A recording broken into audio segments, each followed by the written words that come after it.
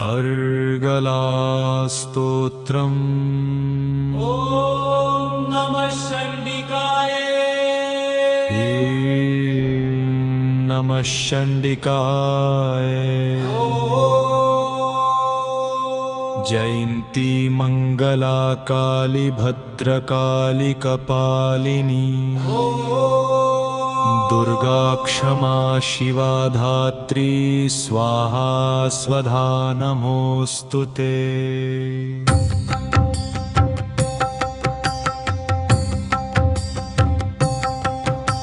मधुकैटभ विध्वंसी विधात्री वरदे नमः।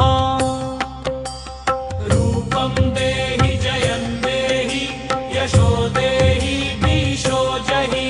महिषासुरनिर्नाशी भक्तानां सुखदे नमः।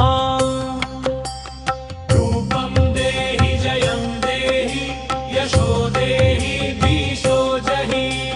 धूम्रनेत्रवधे देवी धर्मकामार्थदायिनी।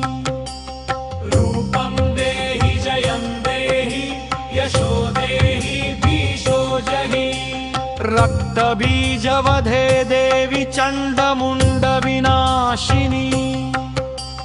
रूपं देहि जयं देहि यशो देहि धीशो जहि। शुम्भस्यैव निशुम्भस्य धूम्राक्षस्य च मर्दिनी। रूपं देहि जयं देहि यशो देहि धीशो जहि। वन्दिताङ्ग्रयुगे देवी सर्वसौभाग्यदायिनी। रूपं देहि जयं देहि यशो देहि धीशो जहि। अचिन्त्यरूपचरिते सर्वशत्रुविनाशिनी। रूपं देहि जयं देहि यशो देहि धीशो जहि।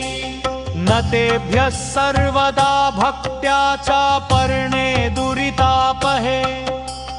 रूपं देहि जयं देहि यशो देहि धीशो जहि।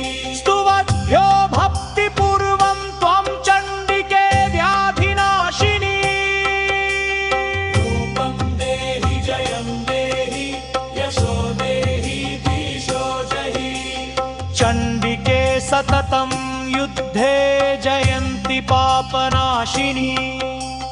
रूपं देहि जयं देहि यशो देहि धीशो जहि।